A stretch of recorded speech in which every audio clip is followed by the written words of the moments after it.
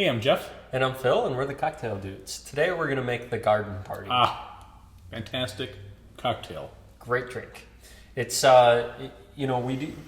like the combination of gin and beets. Yeah. It's a great combination. Makes for great cocktails. It's meant to be together, right? Yeah. All the botanicals from the gin and kind of the tardiness, a little souriness from the beet. Right. Oh, perfect. And that sourness, that tartness, that really comes alive when you add some sweetness, like from the rock candy syrup. Yep. And to make this, we use gin. We're using our Beefeater gin, London dry gin today. We're actually using Kummel, and with the Kummel, when we had this, we thought beets right away. Yeah. You know, this adds a sweetness to it.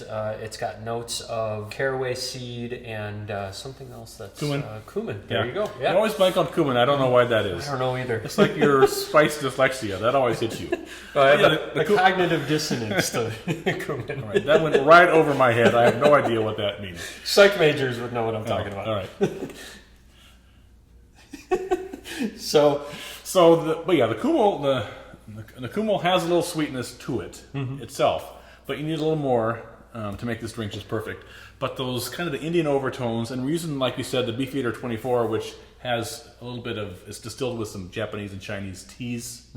So we have like Asia all over the place in this cocktail. Right, exactly. Yeah. And you don't need to drink this out in the garden. This is sophisticated enough that you could just sip it inside in your conservatory. Of course, we are making it in a mason jar glass. Yeah. So this is the first cocktail we've ever used those mason jar glasses for. I love this because when I think of beets, it makes me think of the farm. Yeah. And the beets we grow on there, and then just putting in a mason jar, it ends the whole thing for me. That's my grandmother's mason jar, so be careful with it. I won't break it. What do you think that was used for? Well, canning. No, yeah. Yeah. Oh. Would you go over there? My grandfather would have moonshine in there. Yeah. Sure. And he was a Baptist minister. Anyway, I won't go there. But let's begin. Yeah, we're using fresh beet juice, but you can use the store-bought kind. That's what we typically use, the store-bought kind. We just happen to make some because we're making our beet juice video, right? Which you can watch us if you want to make your own. But the kind from the jar tastes exactly the same as far as I can tell. That's right. All right.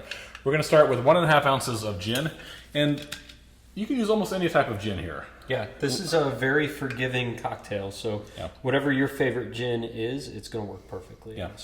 Nothing real fruity, but a nice London dry style gin would be perfect. 1.5 ounces of gin, and then 1/2 ounce of beet juice.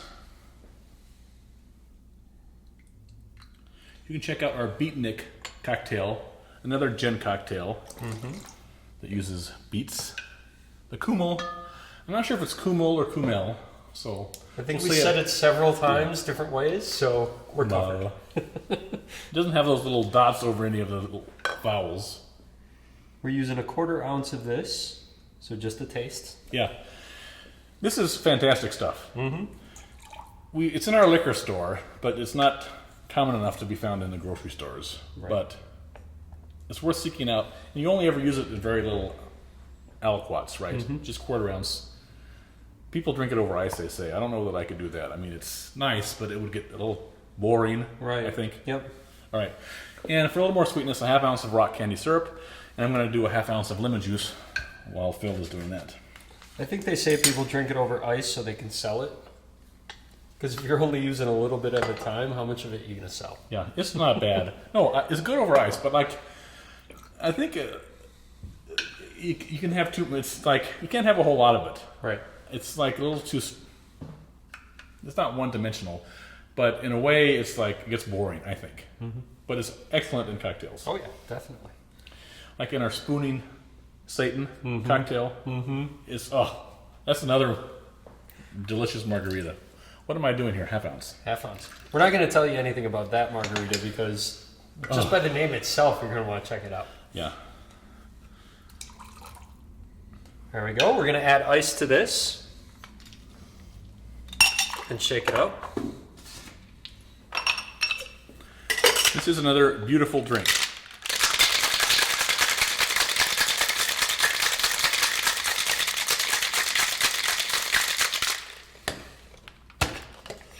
Nice. We're going to fill our mason jar with ice. Alas, not moonshine. Right. And we're going to garnish it by putting some beet slices around the edge. So I'm just going to slice a beet here. Hang on. I know you're so anxious. I'm getting excited about this. We just slide them down around the edge. Like yay. All right. Beautiful. Go for it. Oh, and that color. Yes. You can garnish this in addition with a mint sprig. A thyme sprig is very good, or just the greens from the beet itself, right? The beet lettuce. All we have today here is some wilty mint leaf, so we're going to throw that in. And there you have the garden party. Delicious, delicious cocktail. Enjoy. Cheers.